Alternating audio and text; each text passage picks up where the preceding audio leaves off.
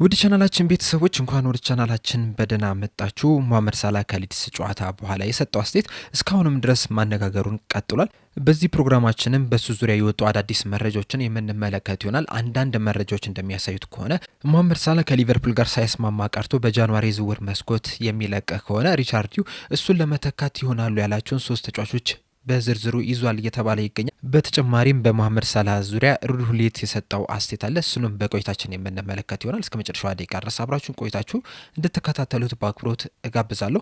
እናንተስ መሐመድ ሳላህ በጃንዋሪ የዝውውር መስኮት ቢለቅ ማን ቢመጣ ይሻላል እሱን ለመተካት? ሀሳባችሁ እንዳለ ኮሜንት ሴክሽን ላይ በመጻፍ አሳውቁኝ። ሰብስክራይብ፣ ላይክ፣ ሼር ያደረጋችሁም የቻናሉ ቤተሰብ እንድትሆኑ በአክብሮት እጋብዛለሁ። አሁን በቀጥታ ወደ ያስኩላችሁ ጉዳዮች የምናመራ ይሆናል። በመጀመሪያ የምንመለከተው ሩድ የሰጠውን አስተያየት ይሆናል። እንደሚታወቀው ቅዳሜ ሊድስ ከሊቨርፑል ጋር ከተጫወተ በኋላ መሐመድ ሳላህ የሰጠው አስተያየት አለ። ከዛ በኋላም እንግዲህ የተለያዩ ሰዎች የራሳቸውን አስተያየት እየሰጡ ነው የሚገኙት። የቀድሞ ተጫዋቾችም አስተያየታቸውን እየሰጡ ነው የሚገኙት። ከነዚህም መካከል የቀድሞ የኤሲ ሚላን ተጫዋች የነበረው ሩድ የሰጠው አስተያየት አለ። በሰጠውም አስተያየት መሐመድ ሳላህ እንደዛ እንዲናገር ያነሳሳው ነገር ምንድን ነው? አልገባኝም። መውጣት ፈልጎ ነው ወይ እንደዛ እየተናገረው? ይህንን ስል ዝም ብዬ አይደለም። ከዚህ በፊት እኔ እንደዚህ አይነት ነገር ውስጥ ነበርኩኝ። በኤሲ ሚላን እያለው ኤሲ ሚላን ከማርሴ ጋር ለሻምፒዮንስ ሊግ የፍጻሜ ጨዋታ ደርሶ ነበረ። ከዛ በፊት በነበሩ ጨዋታዎችም አልተጫወትኩም፣ በፍጻሜ ጨዋታ ላይም አልተጫወትኩም። ነገር ግን ምንም ነገር አልተናገርኩም። ምክንያቱም ቡድኑ የፍጻሜ ጨዋታ አለበት፣ ከዛ በኋላም ይጫወታል እና ቡድኑን መበጥበጥ ስለሌለብኝ መናገር ብፈልግም እንኳን አፌን ዘግቼ ዝም ነው ያልኩትኝ። መሐመድ ሳላህም ያደረገው ነገር ትክክል አይደለም። እንደዚህ አይነት ነገሮች ሲፈጠሩ በዝግ ነው ሁሉንም ነገሮች መፍታት ያለብን እንጂ እንደዚህ ወጥተ ሚዲያ ላይ መናገር የለብም። በተለይ ደግሞ እሱ ከተናገረው በኋላ ሌሎች ጨዋታዎች አሉ።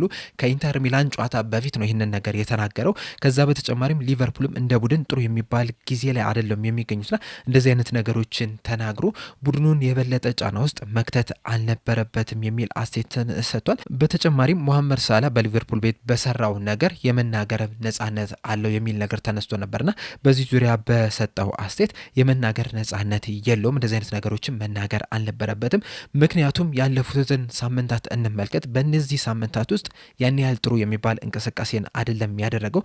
በእርግጥ ያለፉትን አመታት ጥሩ የሚባል ነገርን ማሳየት ችሏል። ነገር ግን ደግሞ በዚህ ሲዝን እያሳየው ያለውን እንቅስቃሴ ስንመለከት ግን ያን ያህል ምርጥ የሚባል ጊዜን እያሳለፈ አይደለም የሚገኘውና ቤንች መደረጉ ያን ያህል የሚያስገርም ነገር አይደለም። ምናልባት ጥሩ እየተንቀሳቀሰ ጎሎችን እያስቆጠረ አሲስት እያደረገ ቢሆን ኖሮ ቤንች የተደረገው የዛኔ ሁላችንም የምንጠይቅ ነበረን። ነገር ግን አሁን ላይ ቤንች የተደረገው ጥሩ እንቅስቃሴ ስላላደረገ ነውና ወጥቶ እንደዛ መናገር መቻል አልነበረበትም። ጥሩ እንቅስቃሴ እያደረገ ያልሆነው ለምንድን ነው ለሚለው ጥያቄ ግን ራሱ መመለስ ያለበት ነገር ነው። እንደዚሁም ከአሰልጣኙ ጋርም መነጋገር ያለበት ነው እንጂ ወጥቶ እንደዚህ ሚዲያ ላይ መናገር አልነበረበትም።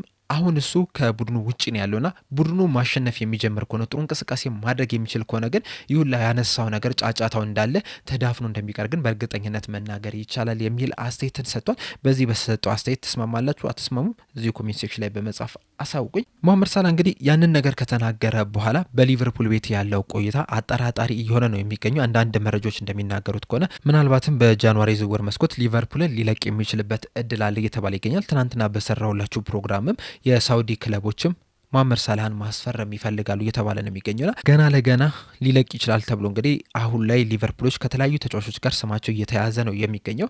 እናም ዛሬ ጠዋት ላይ ቲምቶክ ይዞት በወጣው ዘገባ መሰረት ሊቨርፑሎች የአርቢ ሌፕዚግ ተጫዋች የሆነውን ያን ዲያመንዲን እየተከታተሉት ይገኛሉ እያለ ነው። እንደውም በቅርቡ ተወካዮቻቸውንም ልከው ይህንን ተጫዋችን ሲመለከቱት ነበር ነው እየተባለ የሚገኘው። ገና 19 ዓመቱ ነው። እናም በቀጥታ ለመሐመድ ሳላህ ተተኪ ይሆናሉ የሚለው ነገር በጣም ትልቅ ጥያቄ ነው። ነገር ግን ደግሞ በጣም ከፍተኛ ተስፋም የተጣለበት ተጫዋች ነው። እንደውም ዘገባውም አያይዞ እንደተናገረው ከሆነ አርቢ ሌፕዚጎች ከዚህ ተጫዋች ቢያንስ 100 ሚሊዮን ዩሮ ይፈልጋሉ ነው እየተባለ የሚገኘው። ገና 19 ዓመቱ ነው። ነገር ግን 100 ሚሊዮን ዩሮ የተለጠፈበት ተጫዋች ነው እና ምን ያህል ተስፋ እንደጣሉበት እንግዲህ ይህም የሚያሳይ ይመስለኛል። በዚህ ሲዝን እንግዲህ በቡንደስሊጋው 13 ጨዋታዎችን ማድረግ ሲችል 6 ግቦችንና 2 አሲስት ማስመዝገብ ችሏል። እንደዚሁም በጣም ፈጣን የሚባል በሁለቱ እግሩ መጮት የሚችል ተጫዋች ነው እየተባለ የሚገኘውና የተለያዩ ቦታዎችንም ከቨር ማድረግ የሚችል ቨርሳታይል ተጫዋች ነው። በዋነኝነት በቀኝ ክንፍ ነው መጫወት የሚወደው። ነገር ግን ከዛ በተጨማሪም በግራ ክንፍ 9 ቁጥር ቦታ ላይ እንደዚሁም ደግሞ የግራ የመሃል ሜዳ ስፍራ ተጫዋችም ሆኖ መጫወት የሚችል ተጫዋች ነውና በጣም ቨርሳታይል የሚባል ተጫዋች ነው። ነገር ግን ደግሞ ይህንን ተጫዋች ስንመለከተው ልክ እንደ መሐመድ ሳላህ ነው ለማለት ትንሽ ያስቸግራል። ከመሐመድ ሳላህ ለየት ያለ አይነት ፕሮፋይል ያለው ተጫዋች ነው። ገና ወጣት ተጫዋች ነው።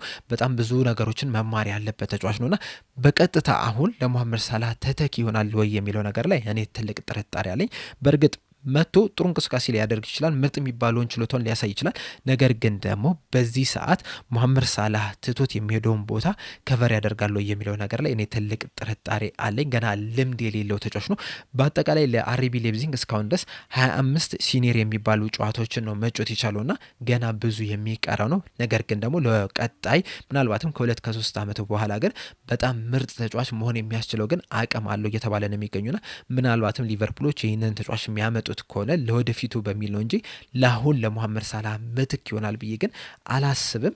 ከዛ በተጨማሪም ግን ፉጂ ይዞት የወጣው ዘገባ አለ። እንደ ፉጂ ዘገባ ከሆነ ግን ሪቻርዲው መሐመድ ሳላህን ሊተኩ የሚችሉ የ3 ተጫዋቾችን ዝርዝር ይዟል ነው እየተባለ የሚገኘው። እነዚህን ተጫዋቾች እንግዲህ ከዚህ በፊትም ከሊቨርፑል ጋር ስማቸው ሲያያዙ የነበሩ ተጫዋቾች ናቸው። እነዚህም ተጫዋቾች ስንመለከት በአንደኛ ደረጃ ላይ የተቀመጠው የበርነማውስ ተጫዋች የሆነው አንቶኒ ሴሜንዮ ነው። በሁለተኛ ደረጃ ላይ ደግሞ የሪያል ማድሪዱ ሮድሪጎ ነው። በሶስተኛ ደረጃ ደግሞ የብራይተን ተጫዋች የሆነው ያኩቡ ሚንታ የተባሉት ተጫዋቾች ናቸው። እነዚህ ተጫዋቾች እንግዲህ በተለያዩ አጋጣሚዎች ስማቸው ከሊቨርፑል ጋር በስፋት ሲያያዝ ነበር። በተለይ ደግሞ የበርነማውስ ተጫዋች የሆነው አንቶኒ ሴሜንዮ ጋር ስማቸው በሰፊው ሲያያዝ ነበር። እንደውም በቅርብ የወጡትን መረጃዎች ስንመለከት ምናልባትም ሊቨርፑሎች ይህንን ተጫዋች ለማስፈረም በጃንዋሪ ዝውውር መስኮት ጥረት ሊያደርጉ ይችላሉ እየተባለ ነው የሚገኘው። እንደሚታወቀው ደግሞ ማንኛውም ክለብ ይህንን ተጫዋች ማስፈረም የሚፈልግ ከሆነ በተለይ በጃንዋሪ ዝውውር መስኮት 65 ሚሊዮን ፓውንድ መክፈል አለበትና ያን ያህል ድርድር ራሱ የሚያስፈልገው ነገር አይደለም። ምናልባት ሊደራደሩ የሚችሉት የአከፋፈል ሁኔታው ላይ እንደዚሁ ደግሞ ምናልባትም ሊቨርፑሎች ማስቀነስ የሚችሉበት እድል ካለ ብቻ ነው የሚደራደሩት እንጂ በቀጥታ ከፍለው ራሱ መውሰድ የሚችሉበት ሁኔታም ስላለ በቀላሉ የሚያገኙ ተጫዋች ነው ብዬ ነው የማስበውና ምናልባትም መሐመድ ሳላህ የሚለቅ ከሆነ ሊቨርፑሎች ቀዳሚ ተመራጭ ያደርገውታል ብዬ የማስበው ይህንን ተጫዋች ነውና ሪቻርዲውም ደግሞ ከበርነማውስ ጋር ጥሩ የሆነ ግንኙነት ስላላቸው ሊቨርፑልም በክረምት የዝውውር መስኮት ከዛ አንድ ተጫዋች ማምጣታቸው አይዘነጋ። ሚሎስ ኬርኬዝንና ጥሩ የሚባል ግንኙነት አላቸው ነው የሚባለው በሁለቱ ክለቦች መካከልና በቀላሉም ይህንን ተጫዋች ያገኙታል ተብሎ ይጠበቃልና ምናልባትም መሐመድ ሳላህ ከለቀቀ ይህ ተጫዋች የመምጣት እድሉ በጣም ከፍተኛ ነው ብዬ ነው የማስበው። በተጨማሪም በዚህ ሲዝን በጣም ጥሩ የሚባል እንቅስቃሴ ነው እያደረገ የሚገኘው። ካደረጋቸው 15 ጨዋታዎች 9 የጎል ኢንቮልቭመንት ማድረግ ችሏል። 6 ጎሎችና 3 አሲስት ማስመዝገብ የቻለ ተጫዋች ነው። በእርግጥ ባለፉት 7 ጨዋታዎች ላይ ምንም አይነት የጎል ኮንትሪቢዩሽን ማድረግ ያልቻለም፣ ነገር ግን ደግሞ እያሳየው ያለውን እንቅስቃሴ ስንመለከት ግን ለሊቨርፑል የሚሆን ተጫዋች ነው ብዬ አስባለሁ። ቢያንስ እንኳን ለስኳድ መሆን የሚችል ተጫዋች ነው። በቨርሳታይል የሚባል አይነት ተጫዋች ስለሆነ ለሊቨርፑል ከፍተኛ ጥቅም ይሰጣል ብዬ አስባለሁ። ሌላኛው ስሙ ከሊቨርፑል ጋር እየተያዘ ያለው ተጫዋች ደግሞ ሮድሪጎ ነው። ሮድሪጎ እንግዲህ በክረምቱ የዝውውር መስኮት ሪያል ማድሪድን ሊለቅ ይችላል ሲባል ነበር። ነገር ግን ሳይለቅ በዛው ቆይቷል። እንደዛም ቢሆንም ግን ጥሩ የሚባል እንቅስቃሴን ግን እያደረገ አይደለም የሚገኘው። በአጠቃላይ በዚህ ሲዝን 21 ጨዋታዎችን ማድረግ ችሏል ለማድሪድ። ነገር ግን 3 የጎል ኮንትሪቢዩሽን ብቻ ነው ማድረግ የቻለው። 1 ግብና 2 አሲስት ብቻ ነው ማድረግ የቻሉና ካለፉት ጊዜያቶች አንጻር ስንመለከተው ትንሽ ቀዝቀዝ ብሎ ነው እየታየው። በእርግጥ 21 ጨዋታዎችን ቢጫወትም እንኳን ልክ እንዳለፈው አመታት ብዙ የመጫወቻ ደቂቃ ግን አግኝቷል ተብሎ አይጠበቅም እና ምናልባትም ዣቪ አሎንሶ በዛው በሪያል ማድሪድ የሚቆይ ከሆነ ሮድሪጎ ሊወጣ የሚችልበት እድል ከፍተኛ ነው እየተባለ የሚገኙ እንደውም ከሊቨርፑል ጋር በስፋት ስሙ ሲያያዝ ነበረ። ከማንቸስተር ሲቲ ጋር እንደዚሁም ደግሞ ከአርሰናል ጋር በጣም በስፋት ስሙ ሲያያዝ ነበርና ምናልባትም ሪያል ማድሪድን የሚለቅ ከሆነ ሊቨርፑሎች ይህንን ተጫዋች ለማስፈረም ፍላጎት አላቸው እና መሐመድ ሳላህ ትቶት የሄደውን ቦታ በዚህ ተጫዋችም ለመሙላትም ፍላጎት አላቸው የተባለ ይገኛል። ነገር ግን ደግሞ ሮድሪጎ ከሪያል ማድሪድ ቢለቅ ራሱ ወደ ሌላ ክለብ ሄዶ በቀኝ ክንፍ በኩል መጮት ይፈልጋሉ የሚለው ነገር በጣም ትልቅ ጥያቄ ነው። ምክንያቱም በሪያል ማድሪድ ቤትም ሆኖ ራሱ በቀኝ ክንፍ በኩል መጮት አይፈልግም ነው እየተባለ የሚገኙ ነው። በዚህም ምክንያትም ወደ ሊቨርፑል ለመምጣት ፈቃደኝነቱን ላያሳይ ይችላል ብዬ ግን እሰጋለሁ። እንደ ተጫዋች ግን ከተመለከትን በጣም አስደናቂ የሚባል ተጫዋች ነው። የተለያዩ ቦታዎችንም ከቨር ማድረግ የሚችል ተጫዋች ነው። ቨርሳታይል ተጫዋች ነው። እንደዚሁም ደግሞ በቀኝ ክንፍ በኩልም መጮት የሚችል ተጫዋች ነው። ነገር ግን ወደ ሊቨርፑል ይመጣል ብዬ ግን አልጠብቅም። 3ኛ ደረጃ ስሙ ከሊቨርፑል ጋር እየተያዘ የሚገኘው ደግሞ የብራይተን ተጫዋች ሲሆን ያኩቡ ሚንታ ነው። ያኩቡ ሚንታ እንግዲህ ገና ወጣት ተጫዋች ነው። 21 ዓመቱ ላይ ነው የሚገኘው። ከዚህ በኋላ ብዙ ግልጋሎቶችንም ይሰጣል ተብሎ ነው የሚጠበቀው። ነገር ግን ደግሞ አሁን ላይ ያለውን ስታት ስንመለከት ግን ያን ያህል የሚያስደንቅ ነገር አይደለም። ምክንያቱም ካደረጋቸው 15 ጨዋታዎች 5 የጎል ኮንትሪቢሽን ብቻ ነው ማድረግ የቻለው። አንድ ጎል ሲያስቆጥር 4 አሲስት ማድረግ የቻለ ተጫዋች ነውና አሁን ላይ ያለበትን ሁኔታ ስንመለከት ሊቨርፑል የሚፈልጉት ያህል ደረጃ ላይ ደርሷል ብዬ ግን አላስብም። ምናልባት ከዚህ በኋላ ምርጥ ብቃቱን እያሳየ ሊመጣ ይችላል።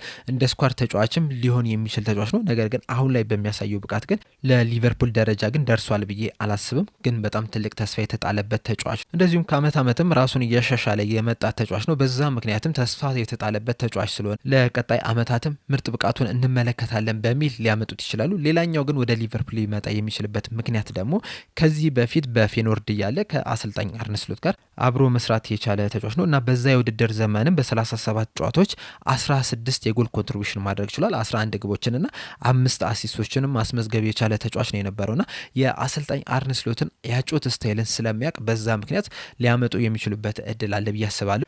ከነዚህ 3 ተጫዋቾች ግን በኔ ሀሳብ ወደ ሊቨርፑል በተለይ በጃንዋሪ ዝውውር መስኮት የመምጣት እድል አለው የማስበው በጣም ከፍተኛ እድል የምሰጥ ለአንቶኒዮ ሲሜዮኔ ነው። ምክንያቱም ሊቨርፑል ከበርንማውዝ ጋር ጥሩ ግንኙነት አላቸው። እንደዚሁም የውል ማፍረሻም አለው። ተጫዋቹም ወደ ሊቨርፑል ለመምጣትም ፍላጎት አለውና በእነዚህ ምክንያቶች ሊቨርፑል ይህንን ተጫዋች ለማስፈረም ጥረት ያደርጋሉ ብዬ አስባለሁ። እሱም የመምጣት ከፍተኛ እድል አለ ብዬ አስባለሁ። በእናንተ ሀሳብስ የትኛውን ተጫዋች ወደ ሊቨርፑል ሊመጣ ይችላል ብላችሁ ታስባላችሁ?